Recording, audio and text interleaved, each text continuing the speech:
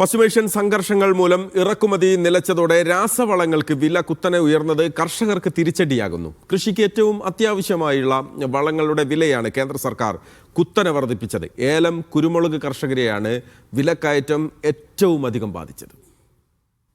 അസംസ്കൃത വസ്തുക്കളുടെ ഇറക്കുമതി നിലച്ചതാണ് വിലക്കയറ്റത്തിന് കാരണം. സബ്സിഡി നിരക്കിൽ ലഭിച്ചുകൊണ്ടിരുന്ന രാസവളങ്ങളുടെ വില കുത്തനെ കൂട്ടുകയായിരുന്നു കേന്ദ്ര സർക്കാർ. 1375 രൂപയായിരുന്ന ഫാക്ടംഫോസിന്റെ വില 2100 എത്തി. പൊട്ടാഷിന്റെ വില 1850 നിന്ന് 1975 ഉയർന്നു. ഒറ്റയാഴ്ച കൊണ്ട് യൂറിയയ്ക്കുണ്ടായത് ഇരട്ടിയിലധികം വില വർധനവാണ്.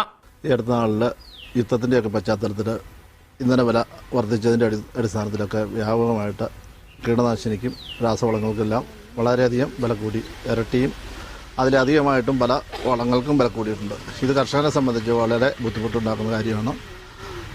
ഈ വർഷം ഏലത്തിന് ന്യായമായ വില ഉണ്ടായിരുന്നെങ്കിലും വരും വർഷങ്ങളിൽ അത് എത്രത്തോളം നിലനിൽക്കുമെന്നൊന്നും അറിയത്തില്ല. അപ്പോൾ വളത്തിനും കീടനാശിനിക്കും ഇതുപോലെ വില കൂടിയാൽ കർഷകന് പിടിച്ചിരിക്കാൻ പറ്റാത്ത ഒരു അവസ്ഥ വരും. അതുകൊണ്ട് കേന്ദ്ര സർക്കാർ സബ്സിഡി പോലെയുള്ള ആനുകൂല്യങ്ങൾ നൽകി ഈ മേഖലയെ പിടിച്ചു നിർത്താനുള്ള സംവിധാനം ചെയ്യണമെന്നാണ് പറയാനുള്ളത്. കൊക്കോ, കാപ്പി, റബ്ബർ, കുരുമുളക്, തെങ്ങ്, നെല്ല് അങ്ങനെ എല്ലാത്തരം കർഷകരെയും വിലക്കയറ്റം ബാധിക്കും. ഏറ്റവും പ്രതിസന്ധിയിലായത് ഏല കർഷകരാണ്. ഏലത്തിന് വളമിടാൻ ഏറ്റവും മികച്ച സമയമാണ് ഇപ്പോഴത്തേത്. ഏലം കർഷകരെ സംബന്ധിച്ചിടത്തോളം വളത്തിനും കീടനാശിനികൾക്ക് അന്യായമായിട്ട് വർദ്ധിച്ചിരിക്കുകയാണ്. ഈ സാഹചര്യത്തിൽ യുദ്ധം ഇങ്ങനെ പൊട്ടിപ്പുറക്കുന്ന സാഹചര്യത്തിൽ ഇനിയും കൂടാനാണ് സാധ്യത എന്നാണ് വൻകിട കമ്പനികൾ അഭിപ്രായപ്പെടുന്നത്. ഇങ്ങനെ പോയി കഴിഞ്ഞാൽ കർഷകർ എന്ത് ചെയ്തെന്ന് അറിയത്തില്ല.